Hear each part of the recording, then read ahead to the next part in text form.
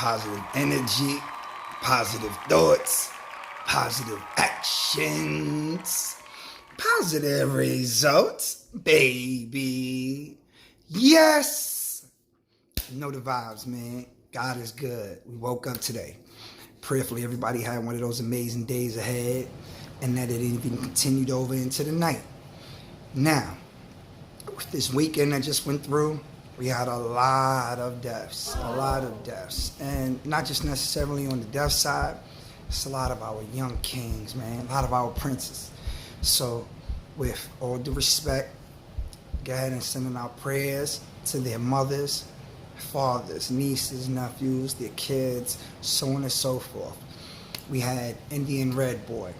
It was like wildfire all over the internet. People were posting up this young man denies 21, young man, bro, young man. And his boy, Capone, was the one who did some things to Nipsey Hussle's mural. And from the way a lot of people's minds move in the street moves, it's one of those things where if I can't get you, I catch somebody that you love or somebody that's around you. Now, how karma came back full circle is Capone was on IG Live with Indian Red Boy. And right while they're talking, one of the last things you hear Indian Red Boy say, "What would you do, fool, if you didn't have it on you?" And Capone says, "It's not about that. I got these." And while he's saying, "I got these," an individual comes up on the side of him and lets off 12 shots. About a few seconds later, you see Indian Red Boy mouthing to the camera, "Help me. Help me." Capone is looking, he's like, "Yo, where you at? Where you at?" That's all he got right here. "Where you at?" And my man says he's in Hawthorne. And he's mouthing it. He's in Hawthorne. "Help me. Help, my nigga." And starts to gasping for air and reaches as if he was going for the phone, maybe even was about to call, whatever he was going through his mind. And that was it. Those are his last words. Another young man out of the Bronx, 13. Let me make sure I get his name correctly. Jayanti Elliot, 13. Got hit up in the chest multitude of times and died. Bro, 13, man. Hasn't even fully developed mentally to know what he was really getting into. Another gentleman that hit his demise was a young rapper out of Chicago. He went by the name of KTS, 31. And this one hit different. He got shot 64 times. 64 times coming out of the precinct. That ain't no regular, you know what I mean, like, "I don't like you" or "we got beef" type hit. That's something personal, bro. 64 times. The person that, it was two ladies that were with him. One lady allegedly got struck in the kneecap, and another lady got grazed in the face. 64 shots flies. One lady gets hit in the kneecap, another one gets grazed in the face. 64 shots went into this young man. This wasn't his first time getting bailed. It was a habitual type situation, as the news was saying, to where he had this going on before. And his bail was like 100,000, you know what I mean? They made bail, no problem. He's walking out, and in the midst of while he's walking out, getting ready to go to the car, a vehicle pulls up and lets off 64 shots. Those shots were so precise. To hit a person 64 times, I don't say who shoots what or how they shoot and everything, you know what I mean? I'm ex-military. We are genuinely trained to shoot. Trained to shoot. A person getting hit 64 times precise that way, The same way Indian Red Boy, it was a head tap tight and 11 to the body. These are trained professional hits. My humble opinion. Going back a little bit, I had a homeboy, past tense, had a homeboy, went by the name of SheMe. We grew up in New York together. And rest in paradise, my dog SheMe.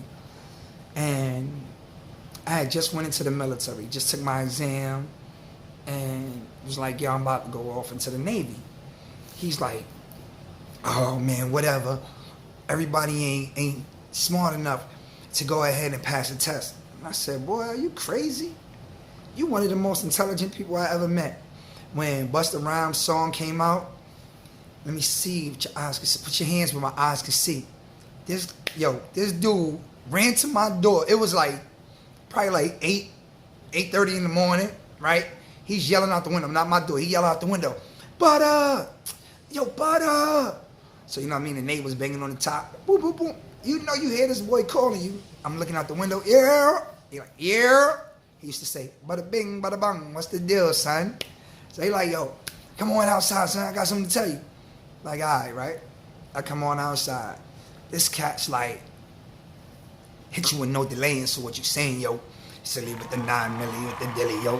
When I be on the mic, yes, I do my duty, yo. Bruh, the song might have came out like hours, not even a day.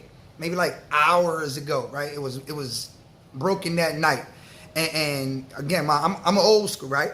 I mean, I'm 43. 43, contrary to what you believe. We came from where you had to hit like play and record at the same time, like type like that, you know what I mean? To have the tape be recorded. This man ain't have that. So for him to have the mindset to be outside rapping, bust a bus with the precision, bar for bar, and I mean just going. And I'm looking at this dude like, yo, how you doing that? And he's like, and I'm like, yo, son, how? And I'm looking around like, you got a tape recorder on? Like, yo, how are you doing that? I'll get frustrated because, yo, it's real sharp and just overnight. So anyway, right? For a person to be able to do that, but then tell me that he ain't intelligent to go take a test. I watched this dude gather 100 different individuals, right? He was repping Blood Gang. Now, mind you, if you go back, I think like a video or two, I expressed to you my cousin who showed me how to sign. I won't even sign on the camera because I don't want nobody to think that I'm throwing up gang signs. That's how serious it is to me. Never been in a gang. Never been in a gang. I'm 43, bro. My team, God. Team, God. All over me. Lord, hear us. Lord, hear our prayers. Let us pray.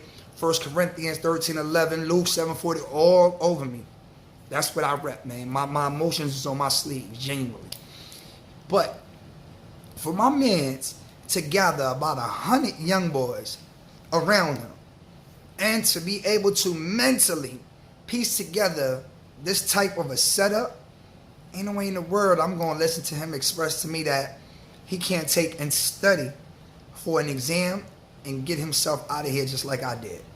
So he wanted to be in the streets, be gang, bang, bang all day, and rep his set. And when I went away, it was different. You know what I mean? I went to boot camp. When I came home from boot camp, we rocked, we chilled, we laughed, and I seen a different side of him. You know what I mean? He was starting to make an adjustment to where he's at in the streets. And he was just very proud that he has so many people following him and his set and where he was repping and stuff. I'm like, yo, bro, you know you can still come with me, right? I got recruiters' information. I can take you over here. I'll help you study for the exam. And he was like, nah, yo, no. And he's throwing up his set and so have you. I'm like, yo, man, look, there's so much more we could be doing, bro. You can have a whole platoon with you. You can have your own set in the military that you're running because you are a corporal or mate, whatever you want to be, because he was that intelligent. He had that much drive, that much heart. But he chose to stay there on the block. I chose to go ahead and go into the military and to continue to further my journey. I went to Spain, Italy, Paris, Greece, Afghanistan, a few other spots. But I pretty much went around the world. My second visit, I came back home, and I'm like, yeah. Now, he got a brother, right? His brother Ralph. Shout out to Ralph. Looked just like him. So when I seen him, I was like, yeah, what up, son? And I'm waiting for the bada bing, bada bang, what's the deal, son? And he doesn't say it. So we also had our handshake. I go to shake his hand. I don't get it. I look at him and I'm like, yo, where's SheMe at?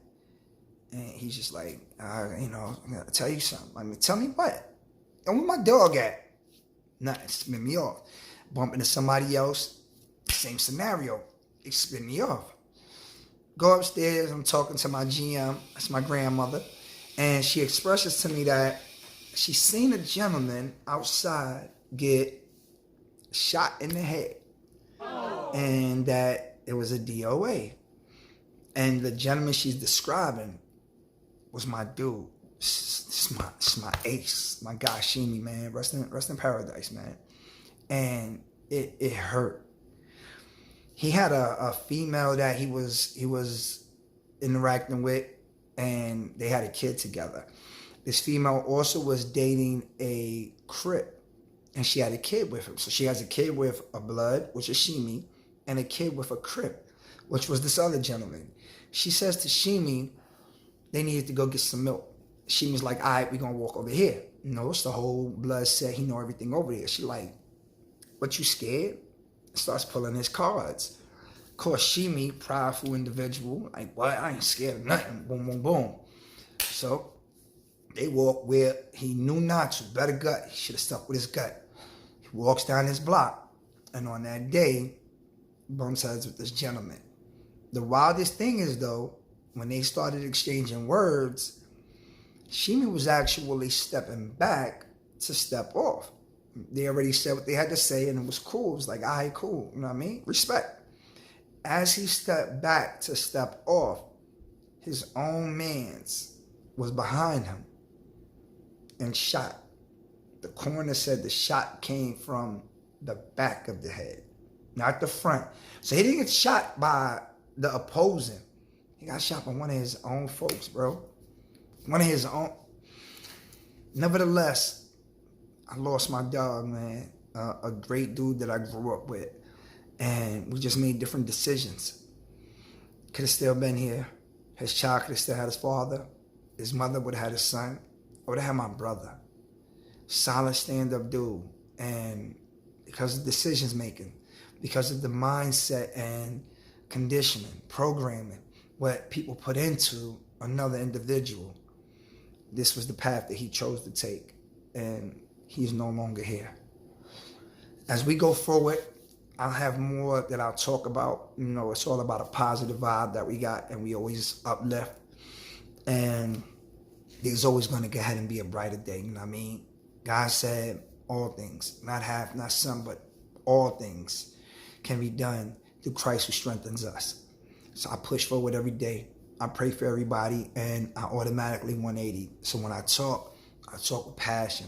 I uplift, and I give that spiritual vibe, because you watching this video right now, you can do it too. You can make the adjustment. You can make that change. You can be the one to say, I'm going to.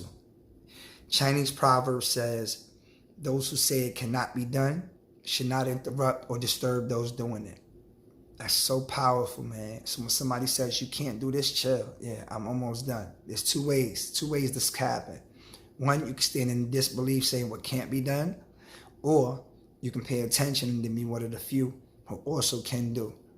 But end result is going to get done. No matter what you got going on in life, believe that you are special. Believe that you are more than what anybody else is telling you. If nobody else told you this, I'm telling you, you're powerful, you're bold, you're strong, you're beautiful, you're handsome, you're intelligent. You can do anything you want to do. God willing, you'll believe in yourself the way I believe in you, and you'll make it happen. If nobody else told you this either, I love you. Love is the most powerful emotion. For God so loved the world, he gave his only begotten son. What do you love that you're giving? I love you guys so much, I'm giving my time. Please do the same. Share the video, like the video, pass it along. Let's go ahead and save some people. Let's go ahead and uplift some people. Let's bring some people back forward, not backwards. With that being said, you know the vibes, right? Positive energy, positive thoughts, positive actions, positive results, baby. Yes. Be breezy. Yickety.